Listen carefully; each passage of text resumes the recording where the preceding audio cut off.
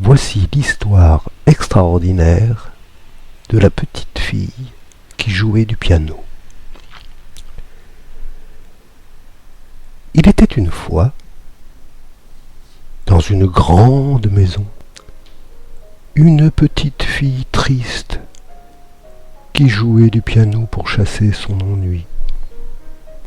Alors, elle jouait pendant des jours et des jours, des nuits et des nuits, elle jouait, en rêvant qu'un beau jour ses notes de musique se transformeraient en mots magiques. À force de jouer, ces notes de musique s'envolaient comme des papillons de nuit, et il y en avait tant et tant qu'on ne pouvait les compter.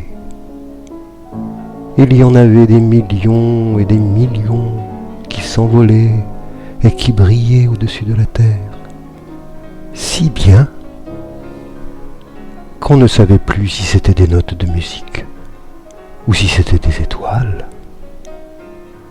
Il y en avait tant qu'elles se faufilaient partout,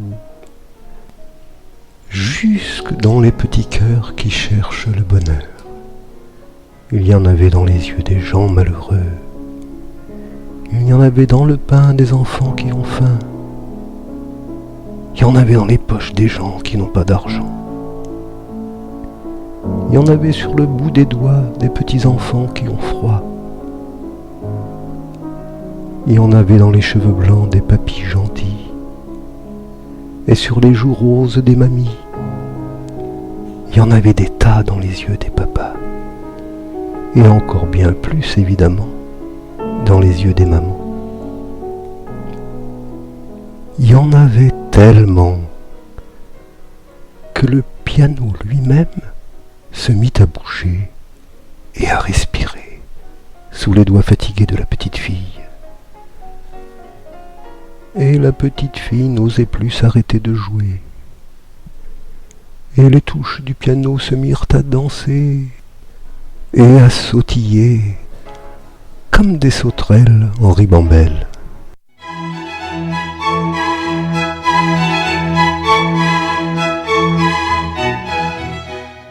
Laissez-nous sautiller pour montrer notre joie. Non, non, à moi, disaient les touches blanches du piano. Nous voulons aussi sautiller sur son dos. Le piano, en entendant leur voix, se mit à soupirer de joie. La petite fille, devant un tel spectacle, s'écria « Mais c'est un miracle !» Alors, ses doigts, eux aussi, se mirent à sautiller, et les notes de musique brillaient dans ses yeux en fête, tout comme les étoiles au-dessus de sa tête. Ses doigts n'étaient plus fatigués, et son cœur était gai. Elle ouvrit grand les yeux pour voir si elle rêvait, et pourtant, c'était vrai. Le piano se mettait à parler. « Ohé, petite fille, tu t'appelles Emma ? Ne t'étonne pas si je connais ton nom. C'est qu'il est écrit dans le ciel, avec des papillons. Alors que je dormais, tu as joué sur mon dos des jours et des nuits, sans te lasser. Et je suis si content d'être enfin réveillé que je voudrais te récompenser. Choisis le plus beau des cadeaux que tes rêves puissent imaginer. Et moi, avec seulement quelques notes de musique, je vais te le ramener. » La petite fille, tout émerveillée, se rappela alors du rêve secret qu'elle cachait dans son cœur. « Eh bien, je voudrais, dit-elle, une petite sœur pour connaître le bonheur. » « Oh, rien de plus facile, lui dit le piano. Tu n'as qu'à fermer les yeux et poser tes doigts fatigués sur mon dos, car tu sais, la musique, c'est comme les mots. Si l'on ferme les yeux, ils s'envolent comme des papillons par millions. Et si tu ouvres ton cœur, alors, tous les papillons se transforment en fleurs, dans les jardins secrets de beaucoup d'autres cœurs. Mais alors, dit la petite fille, si je demande à mon cœur de faire une chanson, pourra-t-elle s'envoler au-dessus des maisons ? Bien sûr, lui répondit le piano. Il n'y a rien de plus facile. Tu vois là, ce gros ballon rouge accroché à un fil. Attache une guirlande de tes jolis mots. Il suffira ensuite de couper la ficelle pour que le ballon s'envole dans le ciel. La petite fille ferma les yeux, posa en tremblant ses doigts sur le piano et soupira si fort, qu'elle en ouvrit son cœur. Alors, quand la chanson s'échappa de son cœur, une guirlande de mots s'attacha au ballon, et le gros ballon rouge se mit à frétiller et à danser, voletant dans tous les sens, en tourbillonnant, se cognant au plafond du salon. « Il faut libérer ce ballon !» criait la petite fille, car elle savait bien que dans le ballon, c'était sa chanson et son rêve secret qui étaient attachés. « Ouvrons vite la porte pour que le vent l'emporte. » Vite, vite, elle ouvrit la porte, et le gros ballon rouge s'envola haut, très haut, si haut, que plus il montait, plus il devenait petit, petit, si petit. On aurait dit un nez de clown sur le visage des nuages. Et voici que le ballon rouge, avec sa guirlande de mots, s'approcha du soleil. Et le soleil, qui depuis très longtemps n'avait jamais vu de visiteur pareil, s'enfuit pour se cacher derrière les nuages. Et voici que le ballon rouge remplaça le soleil. Et le ballon rouge, qui était devenu le soleil, détacha la ficelle. Et la guirlande s'envola dans le ciel, avec ses millions de mots, tout autour de la terre. Une hirondelle, qui revenait d'Afrique, aperçut par hasard ce drôle de soleil et son bout de ficelle. « Tiens, quel soleil bizarre !» se dit l'hirondelle. « On dirait un ballon rouge perdu dans le ciel. » Alors, comme les hirondelles sont curieuses, elle s'approcha de ce drôle de soleil qui tournait, tournait, tournait comme un manège. Elle tournait si vite qu'un morceau de guirlande de mots s'accrocha à son bec. « Tiens !» se dit l'hirondelle.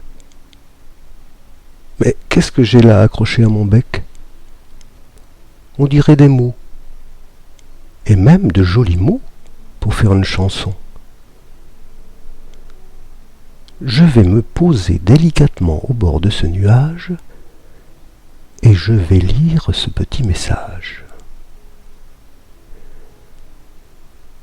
Quand l'hirondelle lut la première page, elle s'écria : « Oh, ces mots sont si jolis et la chanson si belle qu'ils ont été écrits certainement par une demoiselle.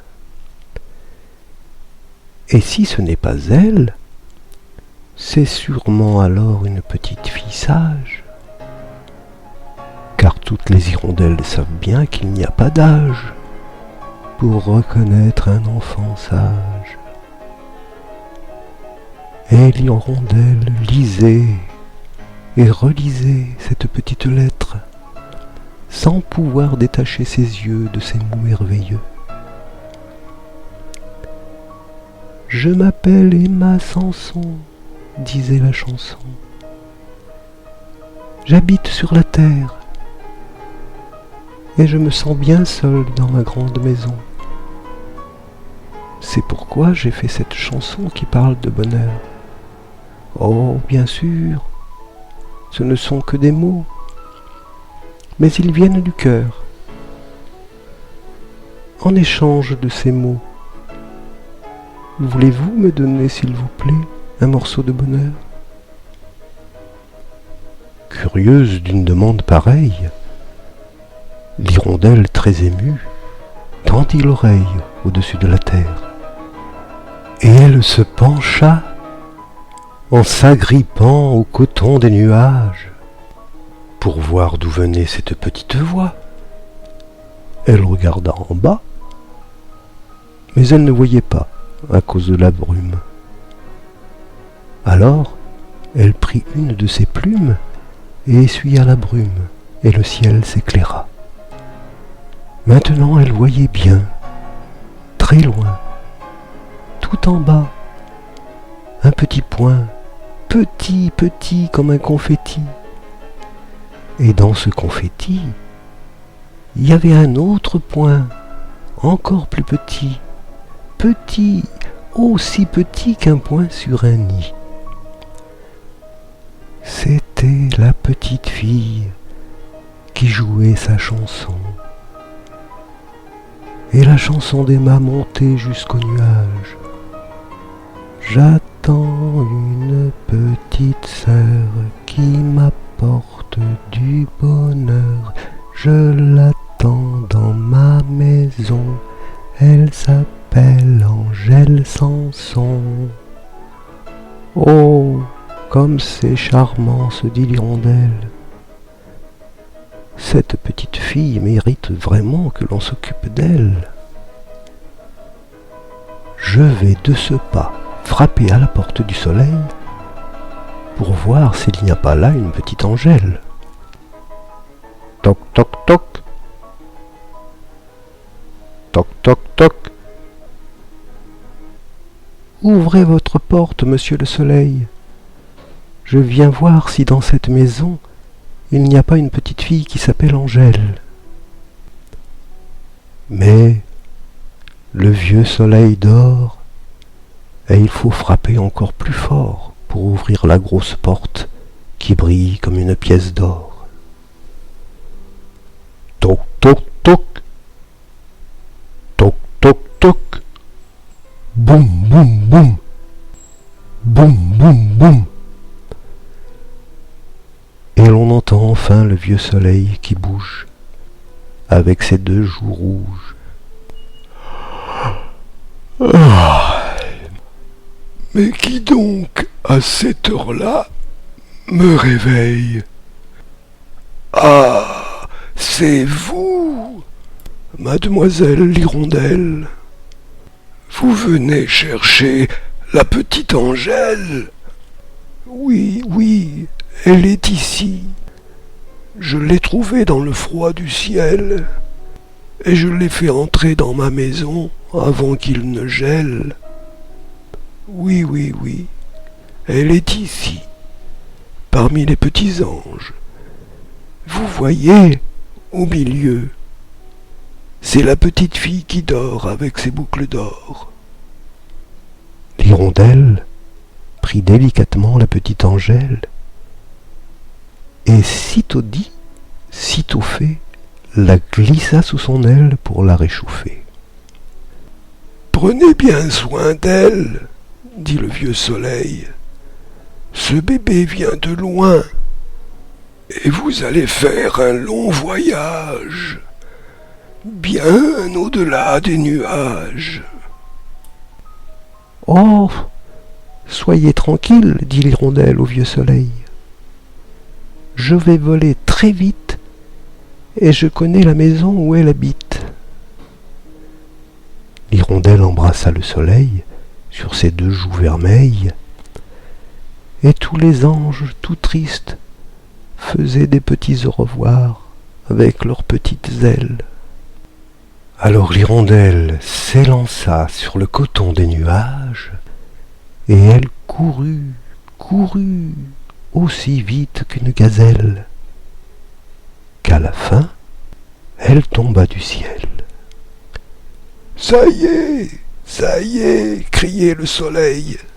« L'hirondelle s'est envolée. Je l'aperçois au loin, au-dessus de la France. Cette petite Angèle en a bien de la chance. » Et l'hirondelle volait, volait, aussi vite qu'elle pouvait, et chaque battement d'aile rythmait la chanson d'Emma, avec ses mots magiques en ribambelle. Et l'hirondelle chantait, chantait, pour se donner du courage. Cui-cui, cui-cui, cui-cui. Et à chaque battement de ses ailes, elle voyait la terre qui se rapprochait, et elle tournoyait, tenant bien dans son aile la petite Angèle. Et voici qu'on aperçoit les montagnes, et les campagnes, et les bateaux dans la mer. Pop, pop, et les vaches dans les prés. Meuh, meuh, et les moutons décombrants. Bé, bé. Voici les petites fleurs dans les champs, les poissons dans les rivières. Gloup, gloup, les coquelicots et les citrouilles, les escargots et les grenouilles. Croac, croac, croac, croac. Les abeilles qui font du miel, et la confiture de Mamie Daniel, les canards dans la mare. Ouac, ouac, ouac, ouac, ouac, ouac. Les jardins pleins de carottes, les lapins qui les grignotent, le boulanger qui fait du pain. On voit le restaurant tout neuf de tonton Christophe, et la bicyclette de tata Sandrine. Drin drin, drin drin. Et le cheval de Noémie. On voit tata Marie-Jeanne avec son petit Maïane. On voit tata Nathalie qui bâille dans son lit. Et les tableaux de papy. Là-bas c'est Papy Jean, et ici Mamie Nelly. Dans les arbres il y a des oiseaux, des girafes dans les eaux. Et l'hirondelle tournait, tournait toujours, comme un manège au-dessus de la cheminée, en tenant bien sous son aile la petite Angèle. Cui-cui, cui-cui, cui-cui. Il y a-t-il quelqu'un dans cette maison ? Criait l'hirondelle en battant des ailes. Oh oui, oh oui. Est-ce qu'il y a quelqu'un ? Maman Sarah, qui était dans le jardin, se dit « Tiens, tiens !» en regardant le ciel.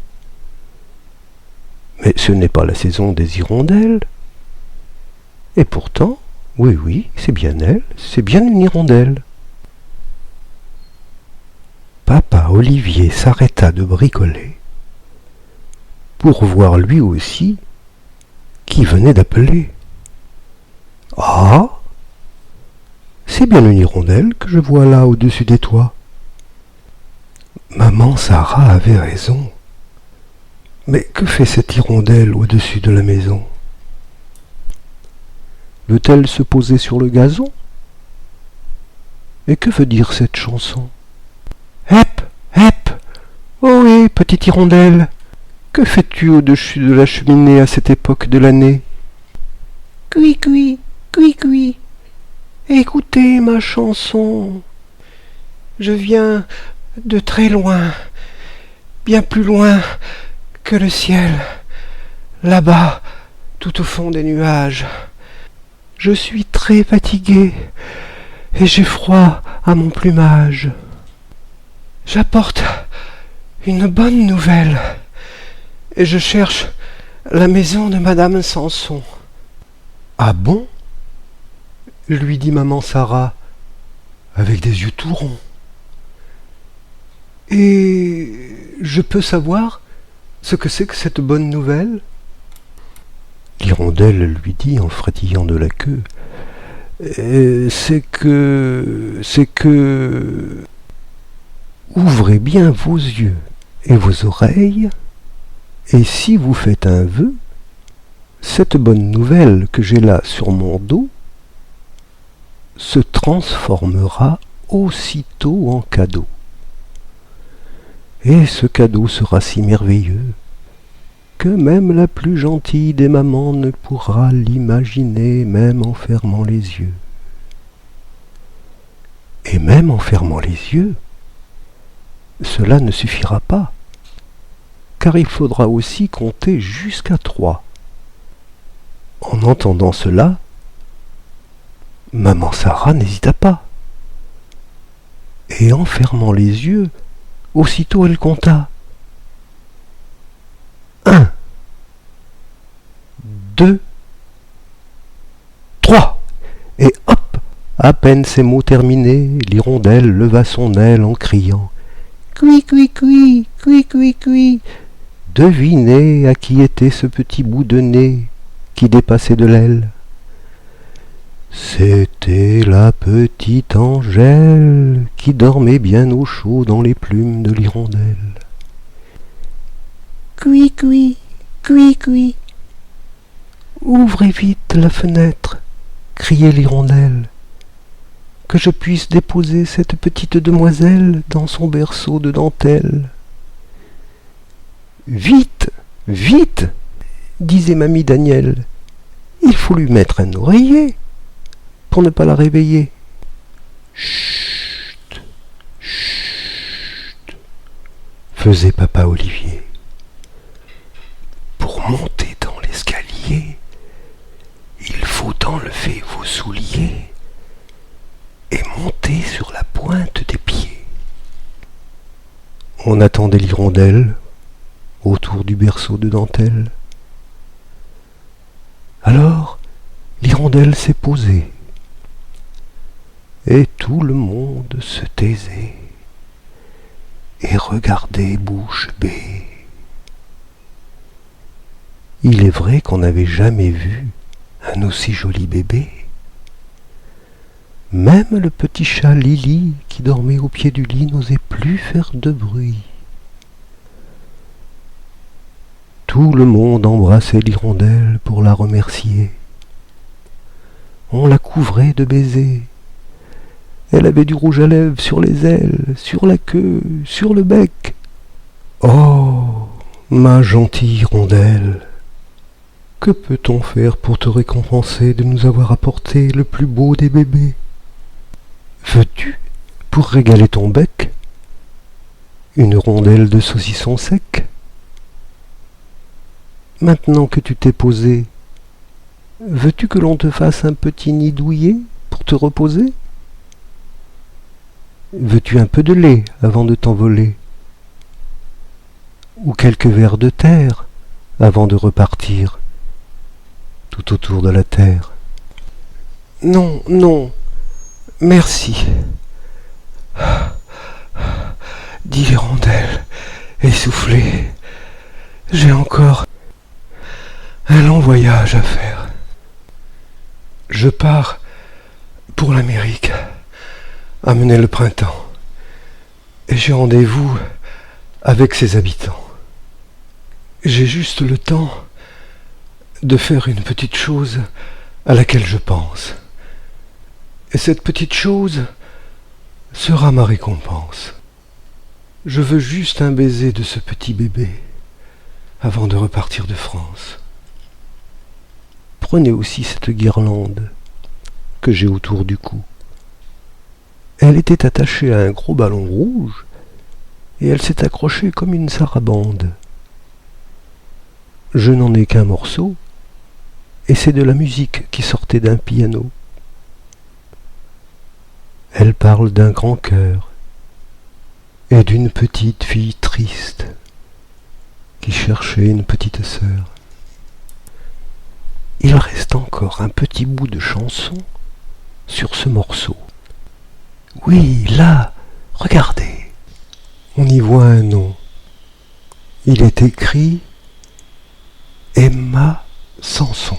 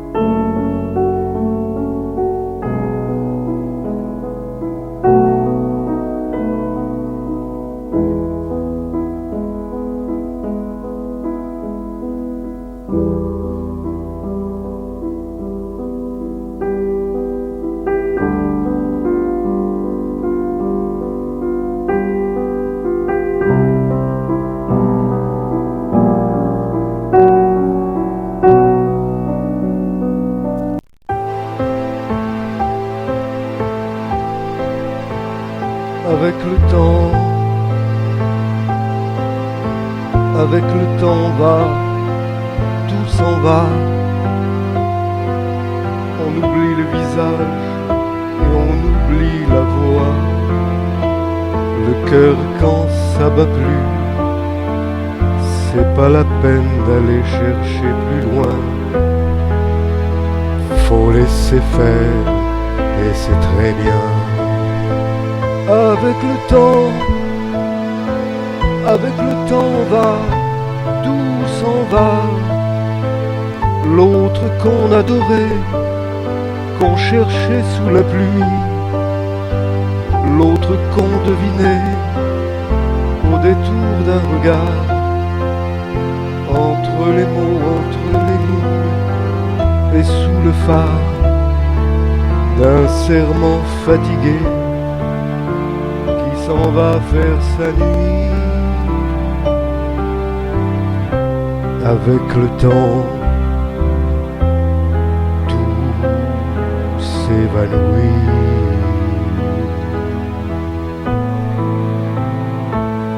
Avec le temps va, tout s'en va.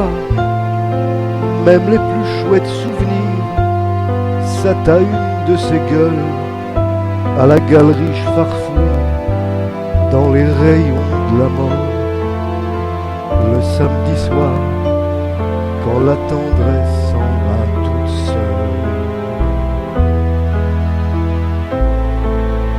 Avec le temps va, tout s'en va. L'autre à qui l'on croyait comme un rhume pour un rien, l'autre à qui l'on donnait du vent et des bijoux, pour qui l'on eût vendu son âme pour quelques sous, devant quoi l'on se traînait comme traînent les chiens. Avec le temps va, tout va bien.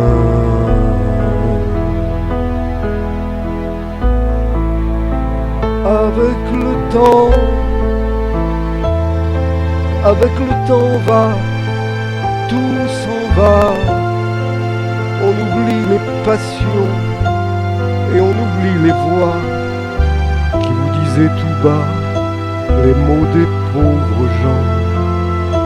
Ne rentre pas trop tard, surtout ne prends pas froid. Avec le temps Avec le temps va, tout s'en va, et l'on se sent blanchi comme un cheval fourbu, et l'on se sent glacé dans un lit de hasard, et l'on se sent tout seul peut-être, mais peinard, et l'on se sent floué par les années perdues. Alors, vraiment, avec le temps,